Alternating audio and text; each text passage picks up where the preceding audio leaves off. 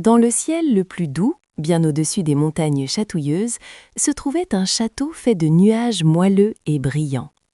C'était le foyer de Lumi, une petite licorne dont la crinière miroitait de toutes les couleurs de l'arc-en-ciel pastel.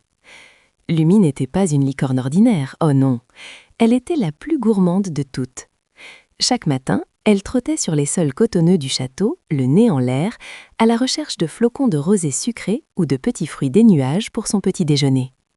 Son cœur battait au rythme des découvertes, surtout quand elle promettait d'être délicieuse.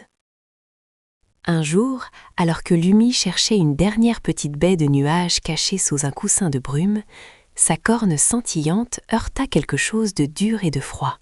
« Tiens, qu'est-ce que c'est ?» murmura-t-elle, ses grands yeux pétillants de curiosité. En écartant doucement la brume avec son museau, elle découvrit une petite clé, toute dorée et délicatement ciselée. Elle n'avait jamais vu une clé aussi jolie, elle ne ressemblait à aucune des clés qu'elle connaissait.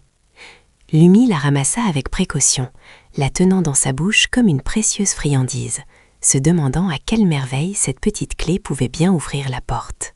La clé dorée tintait joyeusement à son collier improvisé, fait d'une fine liane de nuages. Lumi décida de partir à l'aventure. Elle trottina à travers les longs couloirs du château, ses pas doux ne faisant presque aucun bruit sur le sol cotonneux. Chaque porte, chaque alcôve était inspectée avec soin.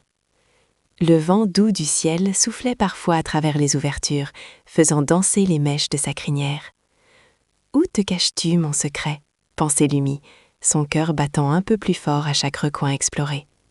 Elle se sentait comme une vraie exploratrice, prête à percer tous les mystères. Après avoir visité de nombreuses pièces remplies de nuages dormeurs et de rayons de lune, Lumi arriva enfin devant une petite porte, presque invisible, cachée derrière un grand rideau de brume scintillante.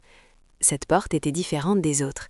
Elle était faite d'un bois de nuages un peu plus sombre, et au milieu brillait une toute petite serrure en forme de fleur, dont le trou était de la taille exacte de sa clé dorée. Un frisson d'excitation parcourut Lumi. « C'est elle !» s'écria-t-elle doucement, ses oreilles pointues frémissantes d'impatience. Elle savait, au fond de son petit cœur, que c'était la bonne. Avec une patte douce et ferme, Lumi inséra la clé dorée dans la serrure en forme de fleur. Un petit clic doux retentit, comme une note de musique. La porte s'ouvrit lentement, révélant non pas une pièce, mais un magnifique jardin suspendu, fait de nuages arc-en-ciel. Partout, des petites fleurs de miel lunaire poussaient, chacune avec une goutte de nectar doré et sucré en son cœur. L'air était rempli d'un parfum délicieux de vanille et de fraises nuageuses. C'était un trésor de saveurs, un festin pour les yeux et le palais de notre licorne gourmande. Lumi n'en revenait pas de tant de beauté. Lumi passa le reste de la journée à gambader dans son jardin secret, savourant les délicieuses fleurs de miel lunaire, une par une. Chaque goutte de nectar était une explosion de saveurs douces et réconfortantes. Son cœur était rempli d'une joie immense, non seulement pour les friandises, mais aussi pour la merveilleuse découverte qu'elle avait faite.